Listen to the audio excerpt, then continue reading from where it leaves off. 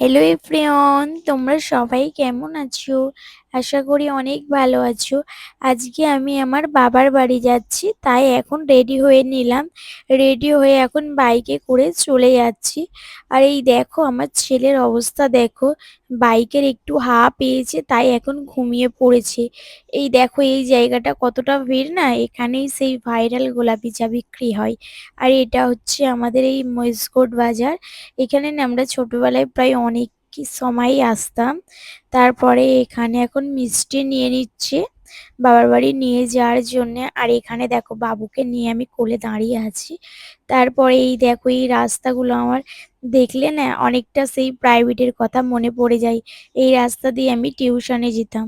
এই দেখো আমাদের পাড়ার রাস্তা চলে এসছে, কতটা শুনশান আর চারিদিকে পুরো গাছপালা ভর্তি।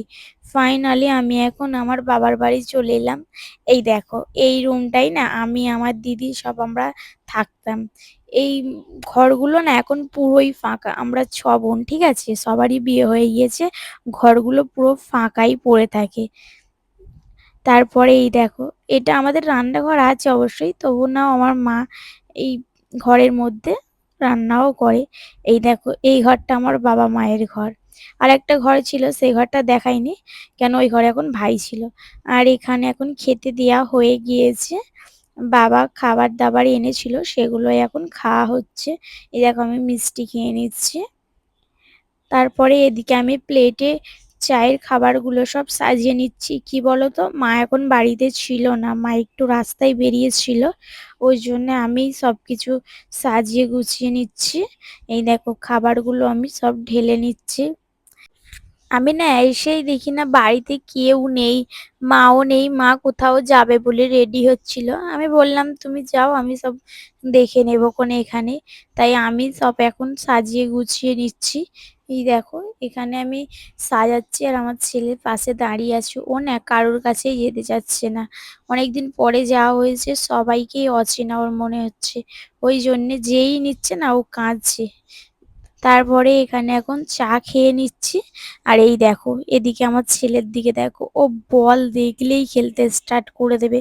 দেখো আমি ভিডিও করছি বলে পোস্ট দিচ্ছে কেমন ভাবে। তারপরে এই দেখো বলটা নিয়ে এখন ও খেলছে। আমার ছেলে না বল খেলতে খুবই ভালোবাসে, ওই জন্য ওর জন্য আমি বাড়িতে সবসময় বল রেখে দিই। তারপরে আমি এখন বাবাকে বলে দিলাম যে বাড়ি আমি চলে যাচ্ছি। বলেই দেখো কতটা রাস্তা অন্ধকার, আর দেখো একটাও লাইট নেই। আমাদের পাড়ার রাস্তাটাই এইরকমই, লাইট একটাও দিতে পারবে না। তারপরে আমার চোখের সমস্যা হয়েছিল, এখন ডাক্তারখানায় চলে যাব। তো গিয়ে দেখলাম ডাক্তার চলে গিয়েছে। ওই জন্য জিজ্ঞাসা করছি যে কটা থেকে কটা পর্যন্ত বসে। বললো কিছুক্ষণ আগেই চলে গিয়েছে। আর এদিকে দেখো কাপড় বিক্রি হচ্ছে।